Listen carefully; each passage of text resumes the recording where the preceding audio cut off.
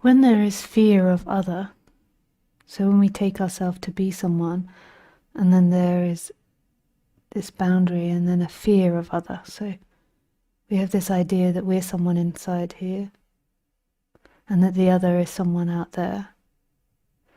And then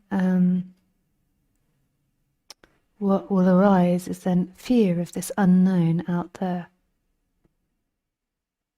There is an unknown other which has thoughts and feelings and behaviors which are separate to me and could affect me. And that's all imagination, that there is someone out there. So then when a concept of God comes in, and we're taught that there is a God in the sky, I was taught the same thing. I used to believe that he wore yellow, and he had like this yellow dress thing, and he had a big beard and long white hair. Then we will see God in the same way. We will see God as something separate to us, to be afraid of. Another that can hurt us, another out there that can hurt me.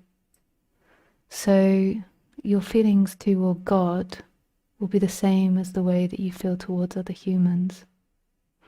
There might be more a masculine element to it or a feminine element to it, in the sense that you might have different feelings towards the father figure as opposed to the mother figure.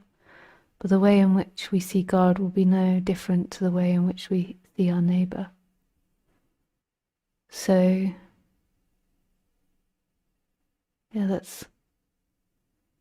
so your projections onto God are the same. So there's a part in you which cannot see another human, even though God is meant to be above humans, as being this all-loving, all-forgiving, omnipresent being. So it's your beef with humans that's the problem. It's not the beef with God. God has just come in, disguise of that.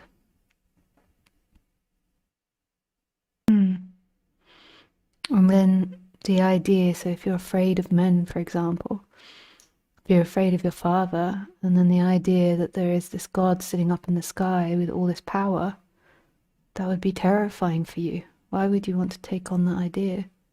You might say that it's stupid or that it doesn't make sense, and you might think it's an intellectual rejection. But if you saw this God in the sky as something beneficial to you, then you'd more than likely be happy to accept it.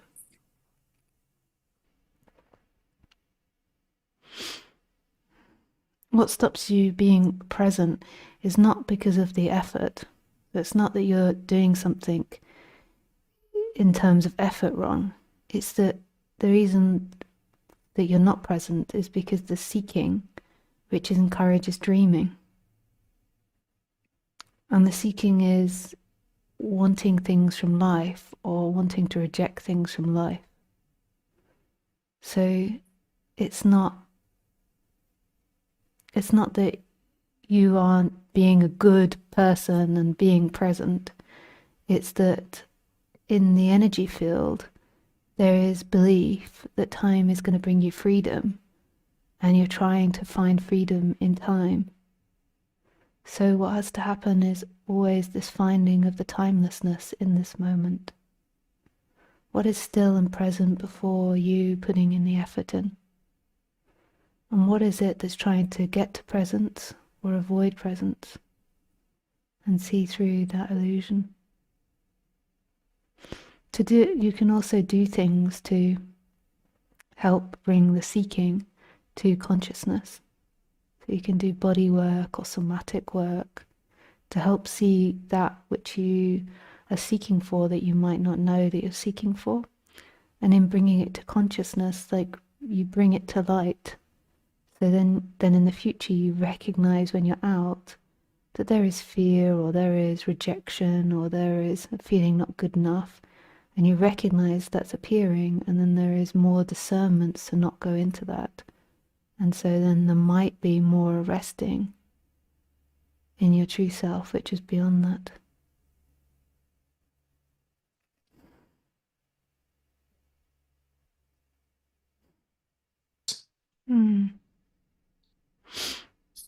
So notice the mind has divided into two, the one that is more awake and the one that is less awake. So just a questioning of who the one is that registers the fear or doesn't register the fear, if there is anything there. But the fact that the fear is coming up and it's being known, there's a separation from it, is the process, is the dismantling of it. Yeah, make sure that you listen to this back a couple of times. This is a gift about these recordings. It's just to go over this conversation a few times. Yeah, thank you. Yeah, thanks.